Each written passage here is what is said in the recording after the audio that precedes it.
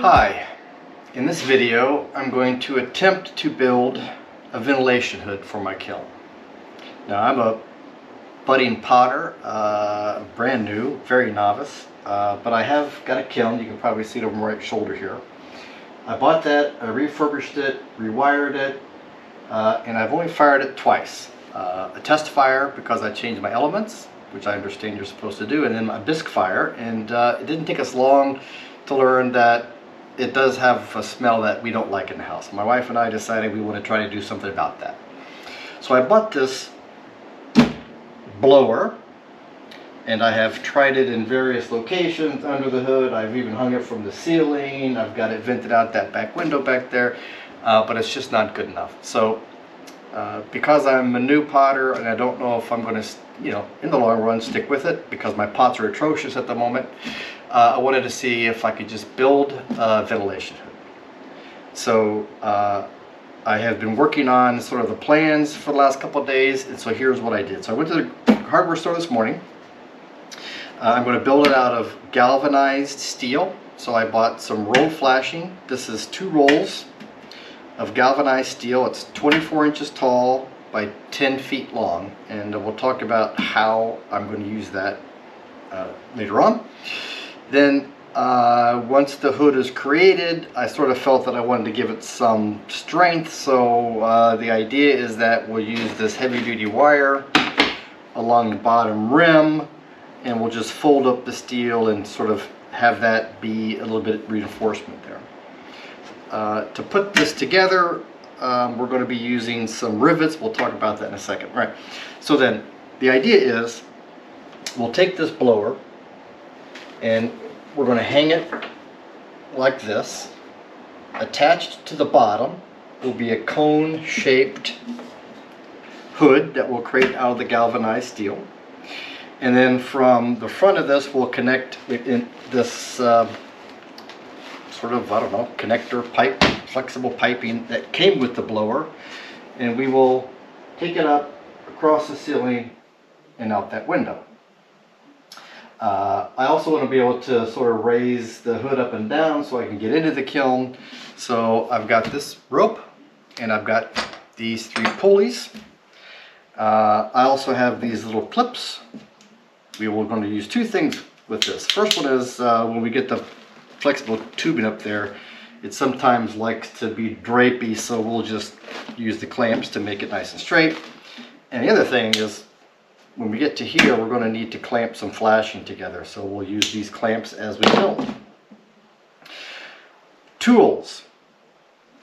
First, you're going to need some tin snips. You're going to need 2 kinds of tin snips. I've got 3 or 4 of these, but I seem like every time I need them, I just buy them, not realizing where they are. But tin snips are special. This is a straight pair. They're built specifically to cut in different directions. I didn't know that. I always bought straight ones. This is a pair I've had. This is a straight pair. And this is, I bought this today, this is a pair of tin snips that snip left. And they're specifically made to go around corners. Otherwise with this it'd be a royal pain and you'd probably cut your fingers up. We're going to talk about why we need tin snips that cut left. Now I decided in my head maybe it's easier to clip left. They also have rights, so if you're left-handed or for whatever reason you want to trim to the right, your choice. But you do need a special pair of tin snips to go around the corners. Now my theory here is that we will connect this flashing together with rivets. So I bought a rivet tool. It came with some rivets, but I don't know if they're the right size, but I also bought rivets 1/8 of an inch by 1/8 of an inch. The other thing we're going to need to lay out the shape that we're going to need to cut is, well, if you have a gigantic compass, good for you. I don't have a gigantic compass, but I'm going to make one. So I bought this dowel, just cheap piece of wooden dowel, and the idea is I'm going to cut a little hole in here with a drill.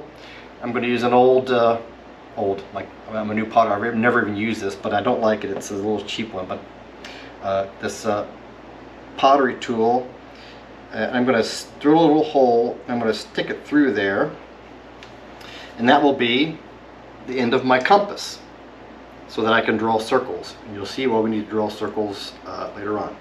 And of course, at the other end of your compass, you need a pencil. So I have a pencil. I'll connect those.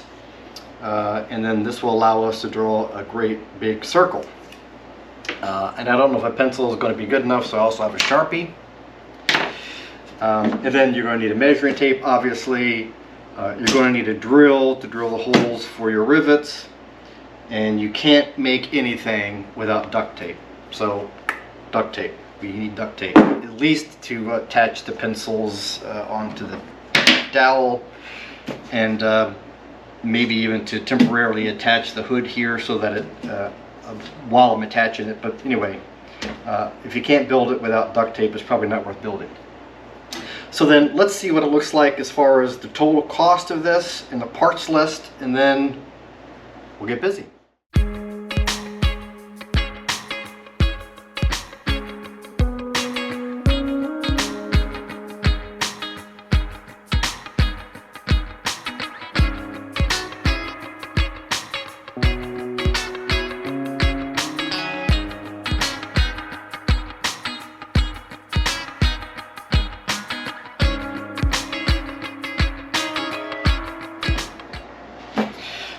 Okay, so how do you build a ventilation hood using flashing?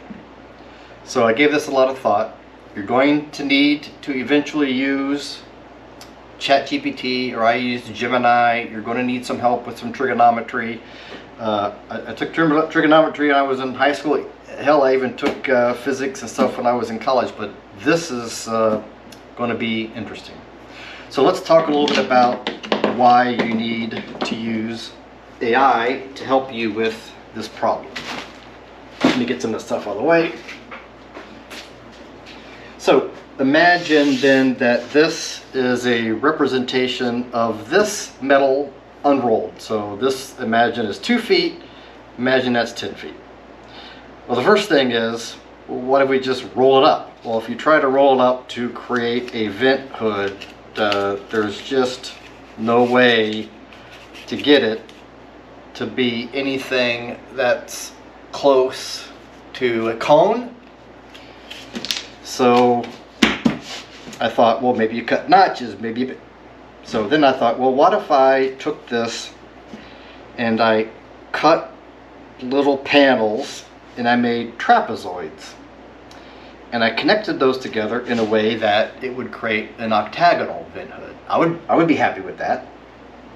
And in fact, I've got little pieces here. So imagine that you take and you cut little trapezoids out of your sheet. Let me hold it like this. And then you would take these trapezoids, your 8 of them, and then you would connect them in a way that it would create an octagonal range hood, or ventilation hood. That's doable. The math is easier. Of course, I used ChatGPT or Gemini. But then you've got, every time you have one of these, you need to either overlap them and put rivets, or you fold the edges down so that kind of goes underneath and you put rivets. And it's a boatload of cutting. Now, I don't know if you've ever used tin snips and you've tried to cut something with them. It's not, it's not impossible, but you want to minimize cutting. I think I want to try to minimize the number of rivets I use, and I want to have a sturdier piece. So then I thought, well, how about a way that I could make this cone using something like this? So if I can't bend a 2-foot piece of steel together to make a cone, what could I do? This is where AI helped me. And this is the answer. This, my friends, is called an annulus. I didn't know it was called an annulus, but I know that it is now called an annulus.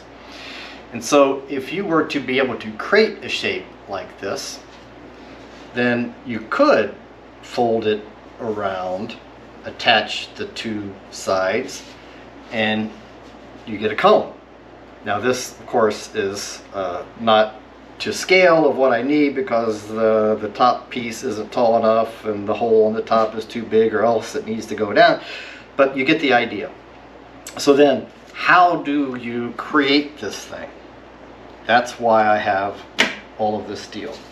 So using Gemini or ChatGPT, whatever you want to do, you need to tell it that you want to build a cone-shaped structure that has the top cut off with the diameter of what you need. And my ventilation fan here, this is 9 inches across, and you want it to be, I've told it I want it to be 1.5 feet tall. So if you imagine the blower here, attached to the bottom of a blower will be a cone-shaped ventilation fan that will be 1.5 feet tall, and I want it to be 4 feet wide at the bottom, which is much wider than I need for my kiln, but it will allow me to bend the sides down a little bit, fold some stuff over to give the strength. And if you tell your AI engine these dimensions, it will do all the calculations for you. Now you need to tell it at the end, to make sure that it's giving you the dimensions of a flat annulus, A-N-N-U-L-U-S, that you can then construct into the cone you want to build, and it will spit out 3 measurements for you. It will tell you the radius, imagine here, of the inner diameter of this circle, because you can imagine it could be a full circle. Then it will tell you the radius of the larger outer dimension, and then it will give you a radial measurement. So if this, imagine that this is 0, as you go around, here you are at 180, and it's going to give you some measurement value. I think mine's 260 some degrees, which means, I forgot, we're going to need a protractor. I've got one. Anyway, so with those 3 measurements, you're going to be able to adequately draw this out, cut it out, and hopefully build a ventilation hood. Now, the thing about this is my radius, I can't remember exactly, let's call it 36 inches. That's 3 feet. So from the center point of my circle out to the outer edge of my large circle is taller than my 24-inch flashing. So what we're going to do is imagine again that this is my 2 rolls of flashing. We are going to, I don't have any scissors with me. We are going to take it and we are going to cut it in half. I should have cut it in half. And we're going to take it like such, and we are going to rivet those so that we get a basically large square of sheet metal. Now I imagine that somewhere in this world you can buy a big old piece of sheet metal. I did look. You certainly can't get it at the hardware store. You got to order it. But it's expensive, and I don't know thicknesses and gauges of stupid stuff, so I don't know if I'm going to get it and it's uncuttable or if it's too thin. This is fairly thin, but I don't think it really matters that much. I think it'll be fine for what we're trying to do. And I think this will work fine. So we're going to unroll these, cut each one in half, connect them so we end up with 4 rows of 5 feet wide flashing. And then we'll lay this shape out, cut it out, and we'll go from there. I'll see you on the floor when I get it all laid out and start to do my attach sheet and cut.